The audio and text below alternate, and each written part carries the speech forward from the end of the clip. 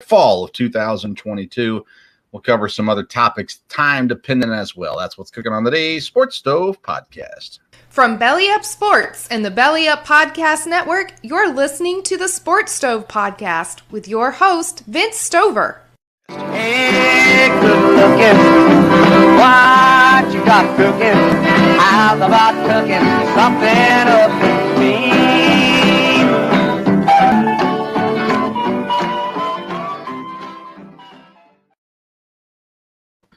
Welcome in to an all-new edition of the Sports Stove podcast presented by Shocked Energy. Go to shockedenergy.com. Use the code STOVE. You get 10% off your purchase of this no sugar, low carbs. That doesn't sound right. No calories? I don't remember. I'm a great partner for Shocked Energy. They got flavored watermelon and also green apple. Go to shockedenergy.com. Use the code STOVE. 10% off your purchase. Welcome in, and Dad's back with me after the long weekend of the NFL draft. Dad, was it everything you hoped it would be? Yes, it was. It was a really good draft, and like I said, with the Packers having lots of picks, it kept me kind of interested in all the different rounds, and kept up with quite a bit of it. Didn't watch all of it, but definitely kept up with what was going on it pretty much through the whole draft. So, yeah, I think, again, it was up in the air from the beginning, not knowing what direction it was going to go, and it definitely lived up to that in the middle of the first round. I thought it was fun. Of course, I watched the entire first round, pretty much the entire second and third round, and then a good bit of Saturday's fourth or seventh round as well. I really enjoyed the draft, so spent a lot of time there. Got to spend some time Saturday at the Eastern Kentucky University spring game for football, so went out and enjoyed a little spring football as well. But nonetheless, we're going to talk a lot about the draft here today. We're going to get into some other topics if we have time at the end as well. Dad, let's start with the Green Bay Packers, just because we're Packer fans. Get this out of the way. Everybody said wide receiver, wide receiver, wide receiver. Obviously, when they got to pick 22, there really wasn't any first-round wide receivers there for them to take. So they don't go wide receiver in the first round. They do go wide receiver in the second round. They also get another guy in the fourth round. Are you pleased with the receivers the Packers took, and how much of an impact will those rookies have here in year one? I think they did well. Again, I think they wanted to get a guy earlier in the first round. I've heard they tried to move up, wasn't able to do that. And so they definitely had one more guy they were after and moved up to get him in the second round. He has great potential as far as he's got the speed, he's got the size.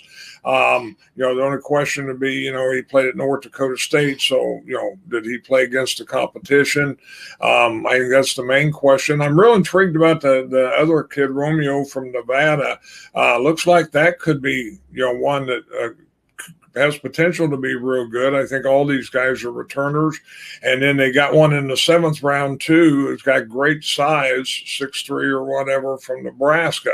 And be interesting to see. I think they've helped themselves. I've noticed already on the undrafted free agents, they brought in 2 or 3 wide receivers there. So I think they have plenty of people for the competition. And you never know. They could still try to do something with a trade. I don't believe there's much out there in free agency, but I think they're pretty happy with where they're headed. And, if either one of those guys turns out to be really good in his first year, they're in pretty good shape. Yeah, they're going to need them to be good. Honestly, unless they go out and do something crazy that we're not expecting. My thought was, Dad, Arizona, they went out and got Hollywood Brown. I thought, wonder if DeAndre Hopkins is available. I don't think that he is, but I thought that's an interesting thing to watch and kind of see maybe there's some availability there. I don't know. Of course, wide receivers got traded during the draft. A.J. Brown, we'll talk about that here in a moment as well. So plenty of excitement in the draft. So let's get right into it, Dad, with let's start with the winners of the draft. I thought a lot of teams did really well in this draft. So I got a bunch of guys. Basically, when I think of winners, I think of a high draft grade. If I would give them an A A plus, A minus, somewhere in that range is kind of what I look as winners to some degree. But I guess you could always determine this different ways. So who's the first winner you had, or a winner you had in the draft this week? I think it'd be the Jets. I think they did a really good job, helped themselves in a lot of areas. I think they have players that could make a big difference right away, and they had a need for that. And it looked like they took advantage of their spot in the draft pretty well. I agree with you 100%. They got what many people said was the number one cornerback in Sauce Gardner, what several thought was the number one receiver in Garrett Wilson, what most thought was the number one running back in Breece Hall, and they get trade back into the first round to get Jermaine Johnson, who is a top 2, 3, top 3, 4 edge rusher in this draft, and they get him at number 26 overall. They go out and get a tight end to add some depth there as well. So I thought the Jets probably had the best draft of everybody, in my opinion. I love what they got. I think they can step up right away. It still all comes down to Zach Wilson, right? Whatever Zach Wilson is what the Jets will be this year. But I think they did some things to get a lot better very quickly there in New York. So I agree with you on that as well. A winner that I had, Dad, outside of the Jets was Baltimore. I thought Baltimore did some really special things. They were able to move back. They get the number one safety in the draft in Kyle Hamilton at number 14. They trade down again in the first round and get Tyler Linderbaum, the center out of Iowa, which is pretty good. In the second round, they pick up David Ojabo. In the third round, they get Travis Jones, who some people had as an upper second-round pick. There, they get an offensive lineman from Minnesota. I cannot pronounce his name, Daniel Falele, who many people think could develop into something special there on the offensive line as well. Cornerback from Alabama in the fourth. They made some positive things. I like the tight end. They had a ton of fourth-round picks. They got a tight end there, Isaiah Likely from Coastal Carolina, that I'm high on as well. So I thought a really interesting selection here for Baltimore. They actually drafted 2 tight ends, Dad, in this draft as well. So, and of course, they got Mark Andrews in-house also. So plenty of things going there for Baltimore. I thought they were pretty good winners here in this draft as well. Yes, they were one of the teams I had up there. I think they definitely did a great job. All right, who else you got on your list? Winners. Philadelphia, surprised about that. Don't know about the Eagles. Have been one but it seemed like they made good picks. And again, I think, helped themselves there. So I had the Eagles down as a good job. Yeah, I had the Eagles as a winner as well. One of the main reasons is they acquired A.J. Brown in this draft. And all they had to give up was one first-round draft pick for it, pretty much. So they get A.J. Brown. I'm going to count that as part of their draft grade. They get Jordan Davis from Georgia, who I was really high on. Everybody was really high on. They get Nakobe Dean in the third round. Now, he's got an injury that he doesn't want to get surgery on. But to be able to get a guy that most people had slotted, not most people, everybody had slotted in the first round, to be able to get him in the third round is a huge steal and an opportunity there to make the most. They had very few picks. They ended up with 5 draft picks in the whole week. And 2 of those draft picks are guys that should start on their defensive line or defense for a long time.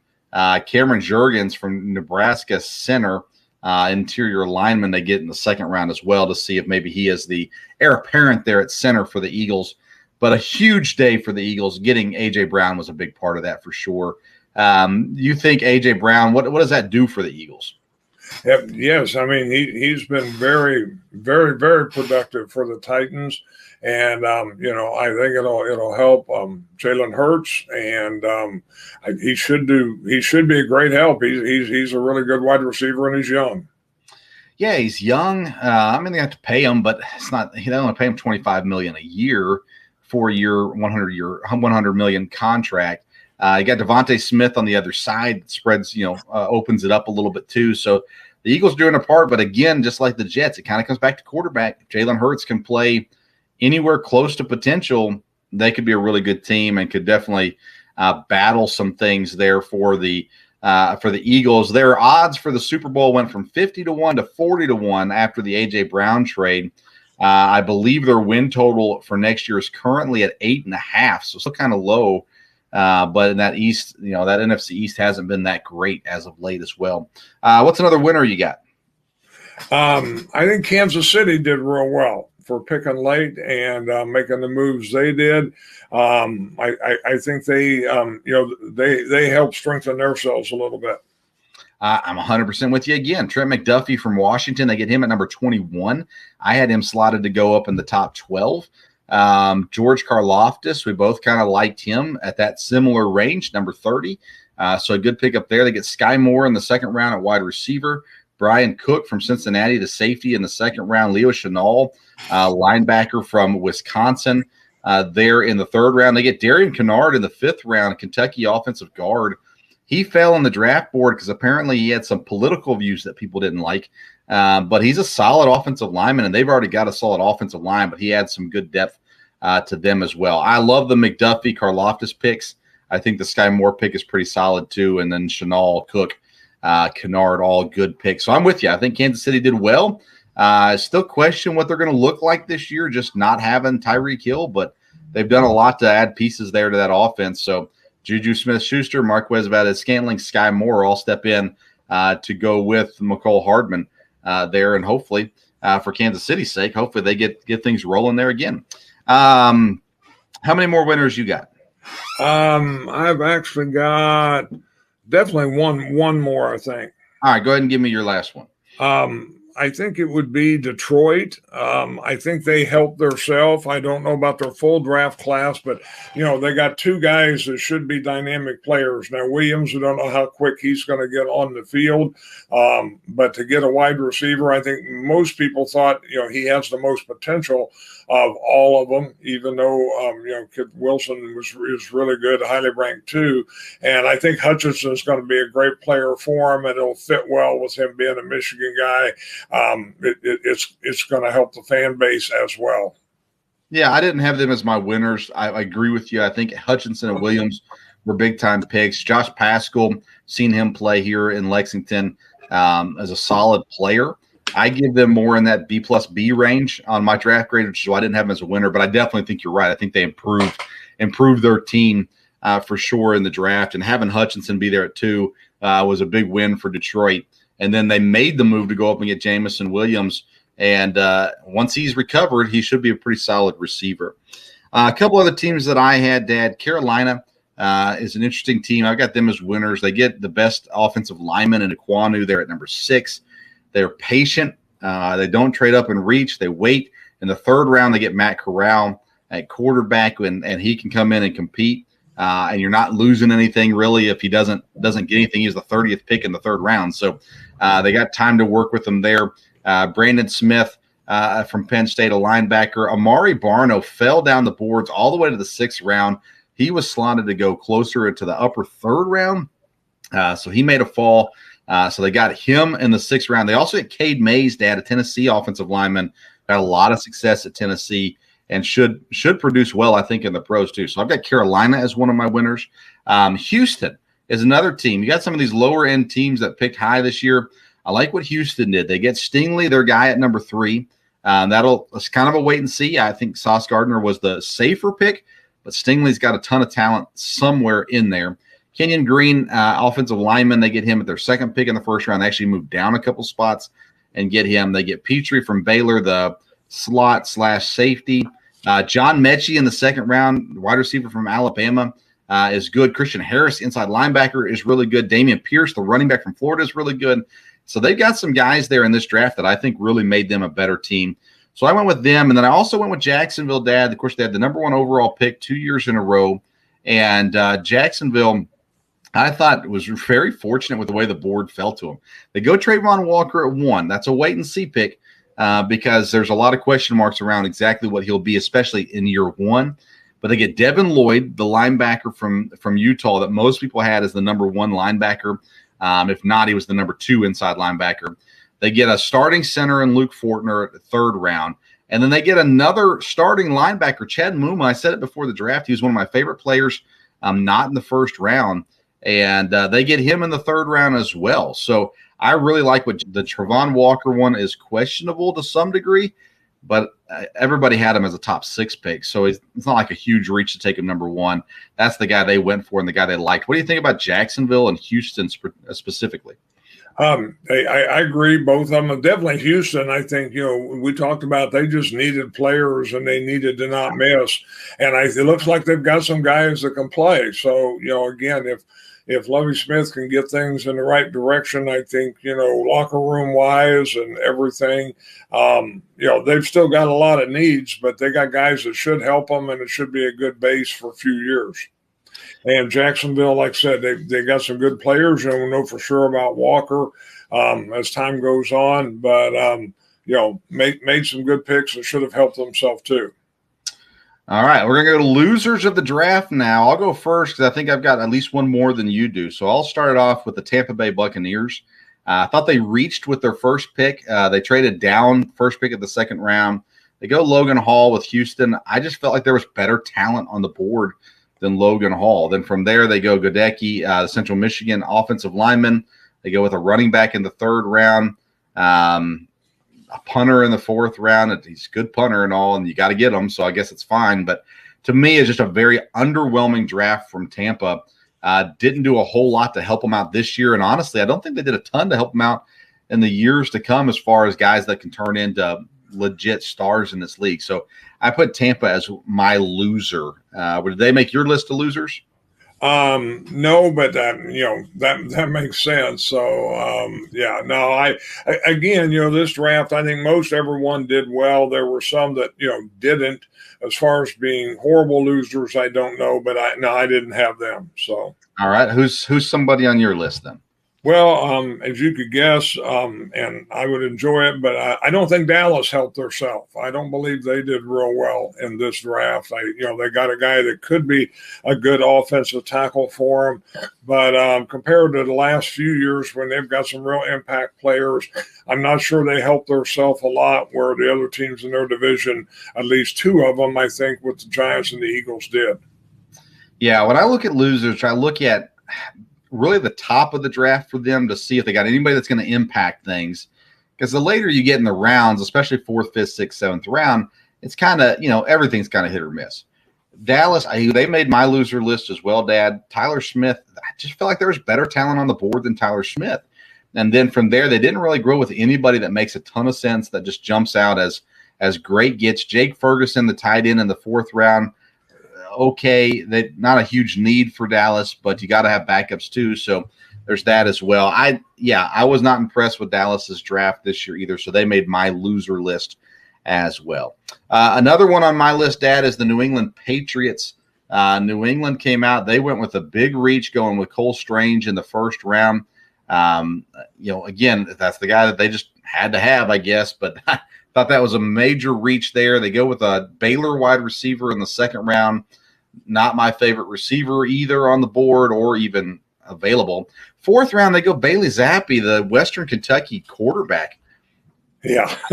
I mean, again, you got to have backups. I understand all that, but they've got backups. They got Brian Hoyer. They still got Jared Stidham on the roster.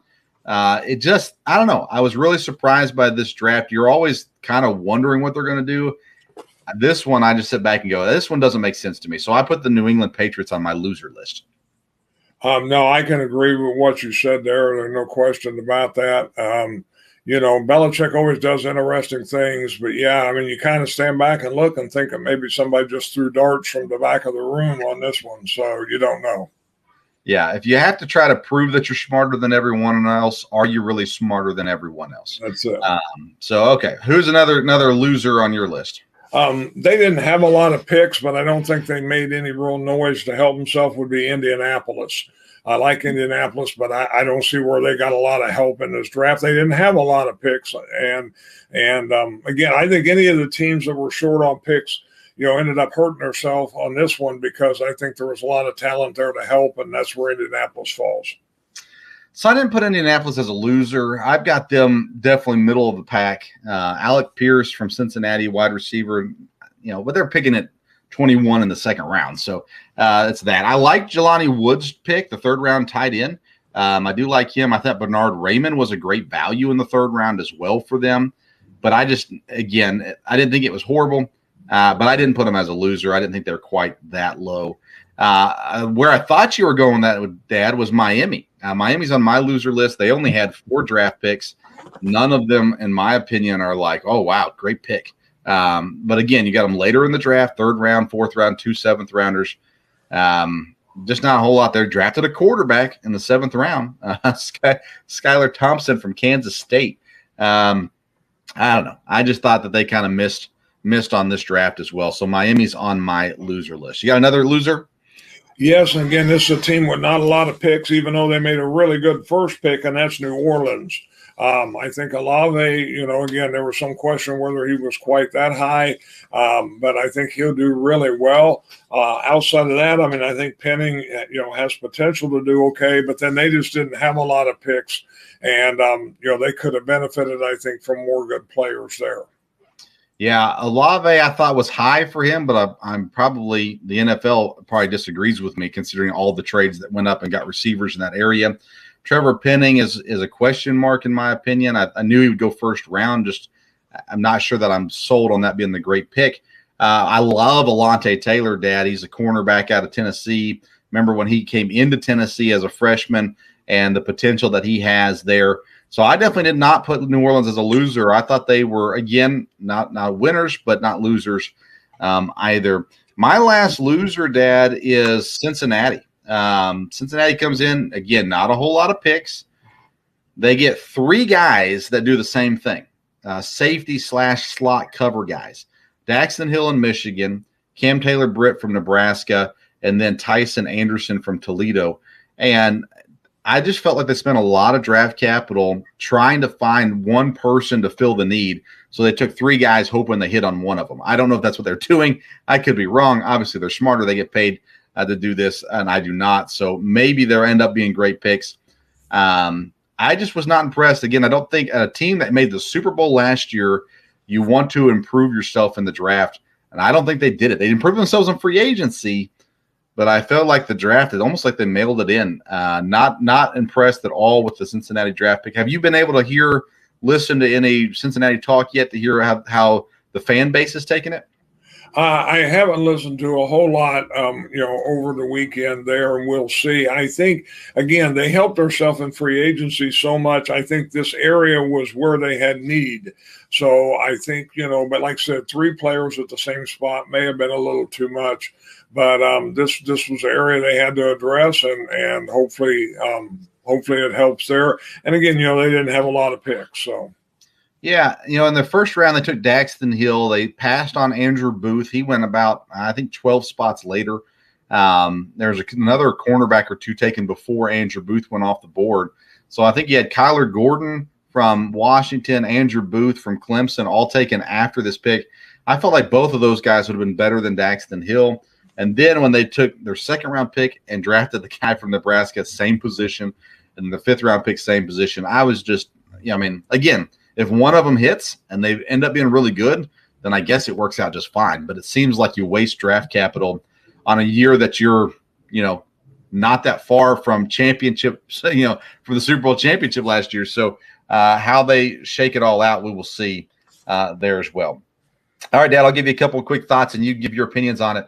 I went with best value picks of the draft, and so I grabbed just 7 of them that stood out to me. The Titans and Malik Willis, 86th overall pick. Let's talk about quarterbacks as a whole, I guess, first. Kenny Pickett goes at number 20 to the Steelers. Then not another quarterback off the board until the 3rd round. Actually, Desmond Ridder, the 2nd quarterback off the board with Atlanta.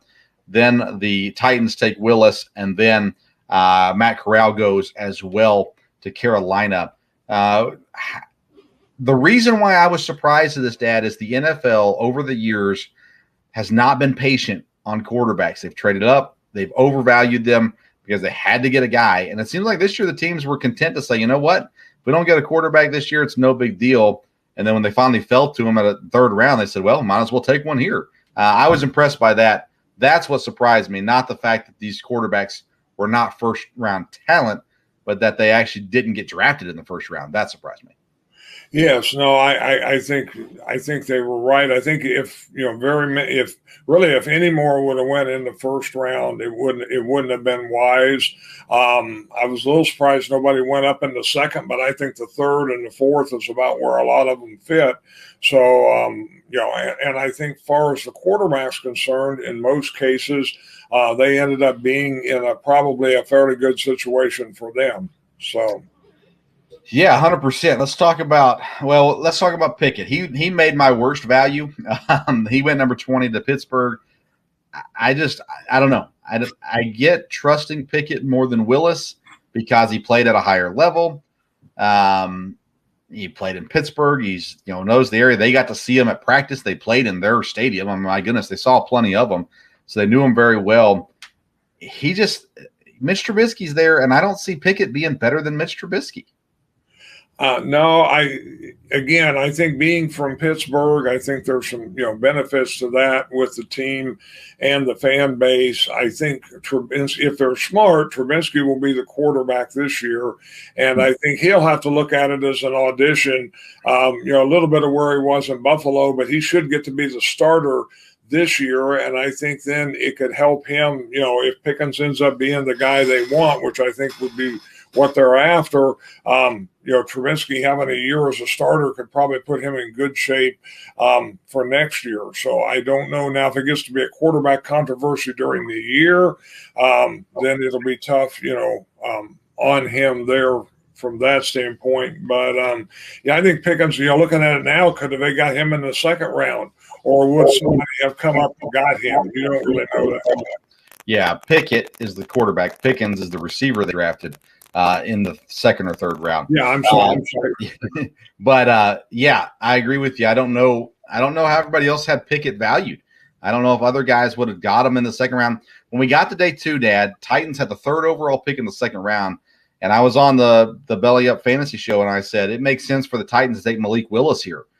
They passed on him at number 3 in the second round. They got him in the third round at 86, and I think the value there is just phenomenal for Malik Willis.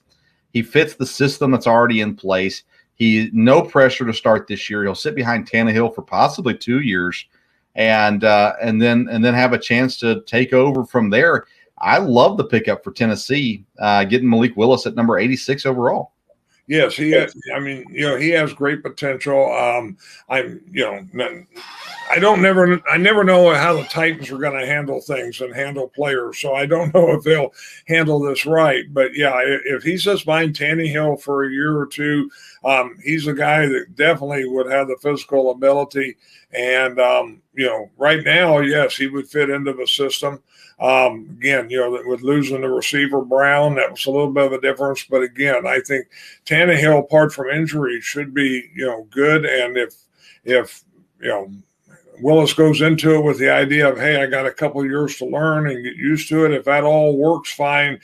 Tennessee has a history of having quarterback controversies in the past. Now, they've stuck with Tannehill, but they really haven't had a guy behind him that you really had a chance to challenge him. So be interested to see how they handle it. But no, it's a good spot for him, and I think it's definitely better they got him in the third than the second.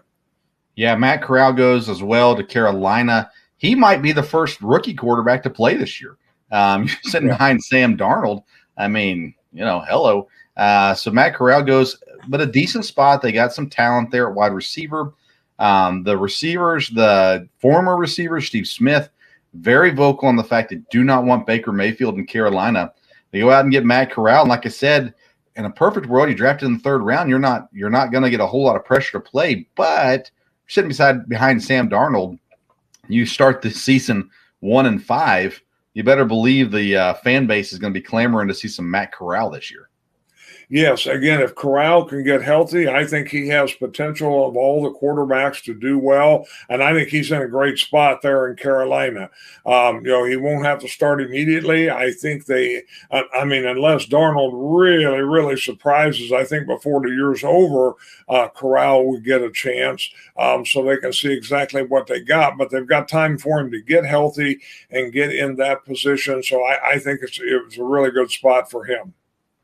I'm not sure if anybody took a bigger fall had they come out last year versus this year, and then Sam Howell would have been a first round pick, possibly the first overall pick. He was being told he was going to be the first overall pick this year. Had he go back to North Carolina, and he did go back to North Carolina, and everything went kaboom for him. He lost 2 running backs to the draft. He lost receivers, offensive linemen. Everything went against Sam Howell last year at North Carolina.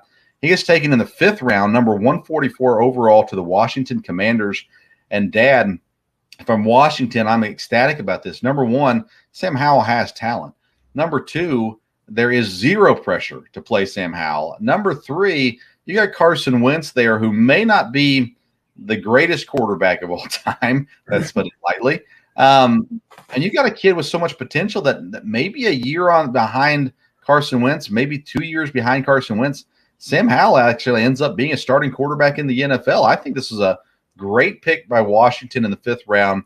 And again, you're out nothing really if he doesn't pan out. But I think there's potential. Sam Howell could be a average to above average NFL starting quarterback. No, he's in a good spot. Like I said, there's no pressure there, and I think playing with Carson Wentz and being behind him, that's probably a good guy in a lot of ways. And it could work out real well for him and real well for Washington. Other value picks that I had non-quarterbacks wise, we kind of already talked about some of these. Nakobe Dean, 3rd round, 83 overall to Philadelphia, a big get for Philadelphia. Let's see here. Jacksonville, they got Lloyd at 27. Fortner, starting offensive lineman at 65, and Muma at 70, I thought were great picks. We talked about the Jets already. Jermaine Johnson, going back up and getting him at 26. Great value for him. And the Jets just made a lot of improvement. Baltimore, getting Travis Jones in the 3rd round, 76 overall. He's the defensive lineman from UConn. Most people had him in the 2nd round. So to get him at 76, I thought was a pretty good get for them. And then the other one I have, Dad, is Pittsburgh. I didn't love Pittsburgh's draft, but Calvin Allen in the 4th round, the wide receiver from Memphis, 138 overall. I think he will contribute right off the bat as well. And he was the 2nd receiver they took. They got George Pickens from Georgia, who I talked about in previous episodes. Absolutely love George Pickens. But he's got health issues. Calvin Allen coming in the 4th round, I think, is a big get. Pittsburgh actually has a pretty decent wide receiver core now when you include Allen and Pickens with Johnson and Chase Claypool. They're pretty solid at that spot too. So those are kind of the guys that I looked at and said, boy, good picks, good moves, and good patience by the teams to get those guys. Any comment on those guys or anything else value-wise that you want to talk about? No, I agree with those guys. What do you think about Ritter? It seemed like he's probably in a good spot there at Atlanta too, as far as the other quarterback is concerned. So for me, I have to wait and see on Ritter. I like his attitude. He's going to get him a Super Bowl, he said, all that kind of stuff. I can appreciate all that. I don't know. I would have taken Willis if I was Atlanta. Thought the fit would have been good there. Again, and Ritter fits what they're doing with Marcus Mariota and stuff as well. But I thought Willis made more sense in Atlanta than Ritter does. But, I like Ritter. I thought Ritter would be the 3rd quarterback off the board. He was the 2nd. For me, though, Atlanta's kind of a question mark all the way around because they went out and got a receiver, but, I mean, they got one receiver. They got a tight end that's supposed to be really good, of course, as well. They just have a long ways to go before they're going to be good again. And they're going to have to add several more pieces for Ritter to be successful, I think. And Atlanta's the team I'm down on. I'm not big on what they've done. So for that reason, I guess for me, I'm a little down on the Ritter situation, at least him having success here in the next 4 or 5 years. I think it's going to be really, really hard for Desmond Ritter. Yeah, I'm just wondering what your thoughts were on that. And, we'll see. I think it's a little bit like Carolina. I mean, if Mariota doesn't pan out, he might have a shot to play. But Mariota may fit real well with them. We'll see. As high as he was drafted, it'd be good for Mariota to turn out, to be a good quarterback, but we'll see. Yeah, and the difference between Carolina and Atlanta, Carolina has more talent than Atlanta does. So even if Atlanta starts off rough, you might be hurting Ritter more than helping him by putting him into play. And I think, Arthur Smith, I think he's a fairly patient guy. They know they're in this for the long haul just with the moves that they've made. I think they'll be patient with Mariota. And honestly, I kind of, for Mariota's sake, I hope that he does decent. Hope he does well. And but that team is just not going to be good. And that makes it pretty rough for any quarterback. Bad value picks, Dad. I had 3. We've already talked about all 3 of them. Pickett for Pittsburgh, Dallas, Tyler Smith, and New England's Cole Strange. Those were my 3 just bad value picks. Once you get in the later rounds, I don't think you really have bad value anymore, maybe other than taking wrong positions. But those were the 3 guys that stood out to me. We talked about them when we talked about the teams as well. Any bad value picks in your opinion? No. I think they're in good shape. One of them I thought you might say, because you weren't as high on him in the draft, and I think they made a good pick, was the Chargers picking Zach Johnson. I know you probably think he went a little early, but from what I had read about him, he's going to be a very good offensive lineman, and he's got flexibility in position, and I think that'll be good. Yeah, I wasn't that high on him. I had him as a high second round grade. But there's something about him, his size, what he can bring, and to the fit too. I think the fit in LA was good.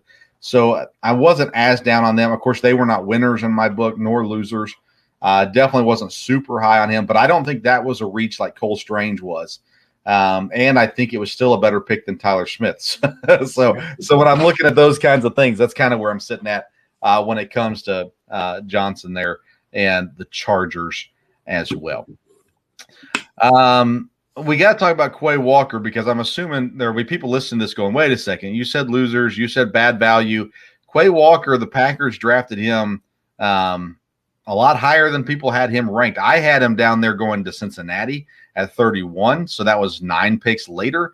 Packers go up and get him, and I'm overly optimistic about this draft pick, Dad, but want to get your thoughts on Quay Walker as well. Well, I think he fits. He fits the system, and of course, everything I read. I mean, they really strengthened the defense, and the defense ended strong last year. And with the things they plugged in here, barring injuries, they're going to be not only real good, but they're going to be fairly deep. And this was a position where they really could use somebody. And I think you and I had talked about it on Friday that he really fits their system size-wise. He can cover tight ends. He's got a great mentor with Devondre Campbell there, and it's probably just a real good situation. I know I saw him play a little bit in college, and he is a playmaker and a guy there. Again, he only started 1 year, I guess, so there's some question there. But it seems like his attitude is good, and it may end up being a real good pick there. I think some people thought they would take Wyatt there instead of Walker maybe, and then they got Wyatt, a little later on, which was a good pick. Well, some people would be me. Yeah, I mocked Wyatt there at 22 to the Packers. He goes to him at 28, which I think is a phenomenal pickup for them. He could have been on my best value list as well. I think that's a great pickup for them there. And then, Walker, I agree. I think he's a perfect fit for what they do. Do I like Devin Lloyd better than Walker? Yeah. Do I like Nakobe Dean better, not knowing everything about his injury stuff? Yes, as well. But I do think he is a good fit, and that's why I'm so optimistic about it as well. One of the problems that I have being on shows with non-Packer fans is they just read lists and stats and things, and they don't actually see the games. So one of the guys that was on the show that I was on for the draft, his deal is, the Packers spent all kinds of money on linebackers. And I'm sitting there going, well, yeah, on Devondre Campbell and on the rush, the edge rushers, that's not the same thing. And, they don't spend a whole lot of money on, was it Chris Bryant or whatever his name was last year. So I think it was an area of need. I think is a smart selection overall. Time will tell. How it works out, obviously, as it will with every pick in the NFL draft. So I don't know. I feel like at the end of the day, I'm okay with it, and I'm going to trust that it went right. They shouldn't have drafted a wide receiver. People say, well, they should have traded up for a wide receiver. Well, again, I think they had some conversations, but they weren't going to get, without losing both their first-round picks, they weren't going to get up to number 11 to get a guy, and they didn't want to lose both first-round picks. So it didn't make sense for them to move up. They wait and get a guy later on with wide receiver that they like. And at the end of the day, I think they come out with the best they could in this draft, and I'm happy with it. I give them like a B plus to a B as well, so higher end of average, and we'll see how it all shakes out for sure. Let's talk about a situation that we've talked about before, not in specific, but the NIL deal reared its ugly head, Dad. Miami's player comes out, Wong. He comes out and he says, "I'm entering the transfer portal unless you pay me more money." And now he's since backed off on that.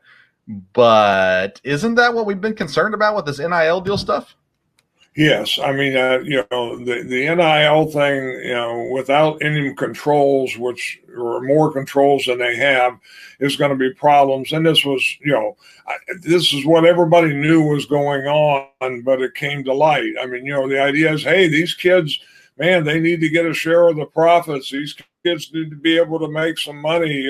Okay, we're going to help these kids out. We're going to help these kids out. Now all of a sudden it's well, hey, I'm going to go to this school if I can get more. And so that's what everyone knows. I think that with the NIL, different schools that have bigger pools are going to attract more kids. And there's a lot of discussion, I'm sure, with kids and parents about what's available in the NIL market. But this, to come out this bold about it, it's not hiding anything there. So, again, it's going to be a couple of years. They're going to have to get under control, or it's going to blow up. But we'll see how it goes. Who's to blame? Is it this kid, Isaiah Wong? Is it his agent? Is it his parents? Is it players? Is it coaches? Is it NCAA? I mean, I look at it and go, okay, the kid has an agent. What's the agent's job? The agent's job is to get the kid as much money as possible and to make himself a lot of money as well. So the agent obviously is going to be pushing, hey, you can make more money here. Hey, you can make more money here.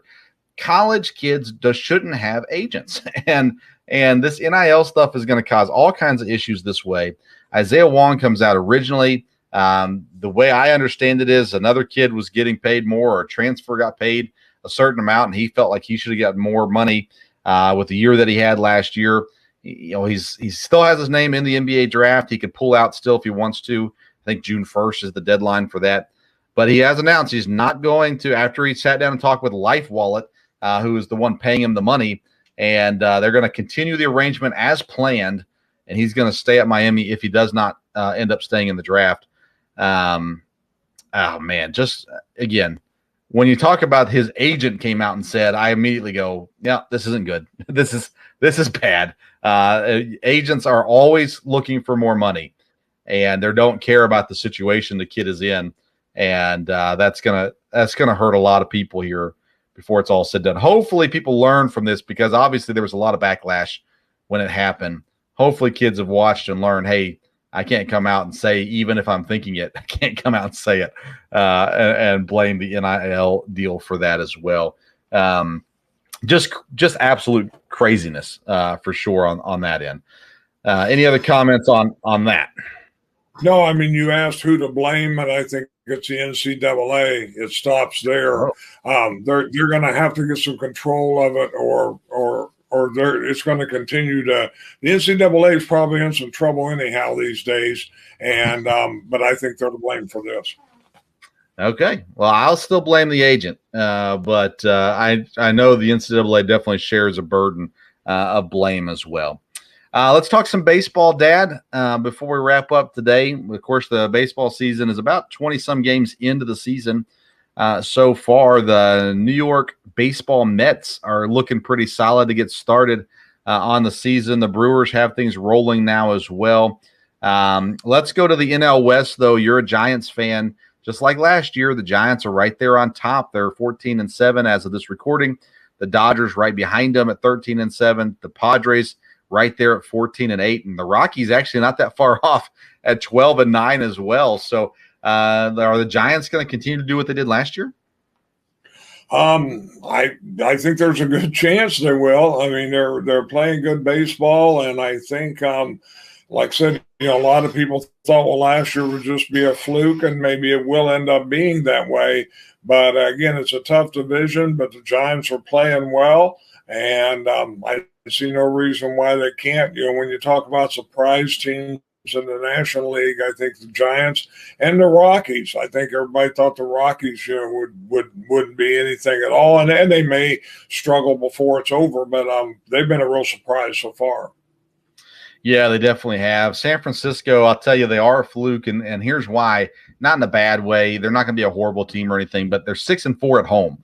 Last year, they were a lot better at home. I think you're just looking at who they've played so far has been a portion of that. And I think the Dodgers will eventually run away with the division there. Central, it's the Milwaukee Brewers and everybody else chasing. St. Louis, as we talked about before the season, they're kind of the only team that's going to challenge Milwaukee in the Central. The Reds, they've won 3 games, Dad.